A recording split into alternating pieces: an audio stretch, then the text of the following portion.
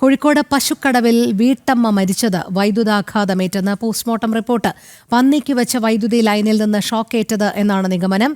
കോങ്ങോട് മലയിൽ മേയാൻ വിട്ട പശുവിനെ തേടിപ്പോയ 40-കാരിയെയാണ് മരിച്ച നിലയിൽ കണ്ടെത്തിയത്. ദിസ്ന സുരേഷ് ചേരുന്നു. ദിസ്ന, വലിയ രീതിയിലുള്ള ദുരൂഹത നിറഞ്ഞിരുന്നു ഈ വീട്ടമ്മയുടെ മരണവുമായി ബന്ധപ്പെട്ട്.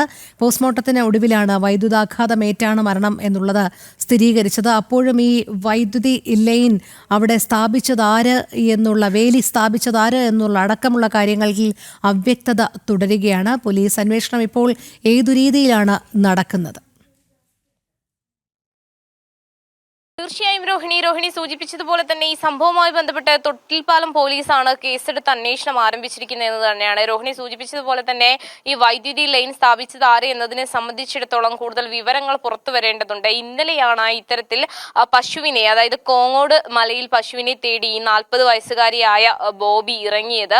പിന്നീട് ഈ ബോബിയെ കാണാത്തതിനെ തുടർന്ന് ഫയർഫോഴ്സും പോലീസും ഒക്കെ തന്നെയും പരിശോധന നടത്തിയെങ്കിലും കണ്ടെത്താൻ സാധിച്ചിരുന്നില്ല. ഇന്ന് പുലർച്ചെ 5 മണിയോടുകൂടിയാണ് ഇവരെയും ഇവരുടെ സമീപത്തും ഈ പശുവിനെ ചത്ത നിലയിൽ കണ്ടെത്തിയത്. പക്ഷേ ആദ്യഘട്ടത്തിൽ എങ്ങനെയാണ് മരണം എന്നതിനെ സംബന്ധിച്ചിടത്തോളം ഏറെ ദുരൂഹതകൾ ഉണ്ടായിരുന്നു എന്ന് തന്നെ പറയാം. പരിക്കുകളൊന്നും ഇവരുടെ ശരീരത്തിൽ ഉണ്ടായിരുന്നില്ല. ഇൻക്വസ്റ്റ് നടപടികളിലും പരിക്കുകളൊന്നും കണ്ടെത്താൻ കഴിഞ്ഞിരുന്നില്ല. പക്ഷേ വൈദ്യുതാഘാതമാണ് എന്നൊരു സൂചന ലഭ്യമായിരുന്നു.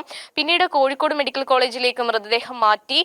പിന്നീട് റിപ്പോർട്ട് പുറത്തു വന്നപ്പോൾ, അതായത് പോസ്റ്റ്മോർട്ടം റിപ്പോർട്ട് പുറത്തു വന്നപ്പോഴാണ് വൈദ്യുതാഘാതമാണ് മരണത്തിന് കാരണം എന്നൊരു കാരണം വ്യക്തമായിട്ടുള്ളത്. എന്തായാലും സംഭവവുമായി ബന്ധപ്പെട്ട് ഈ തൊട്ടിൽപ്പാലം പോലീസ് അന്വേഷണം ആരംഭിച്ചു. ഇവിടെ പന്നിശല്യം രൂക്ഷമായ ഒരു സ്ഥലമാണ്.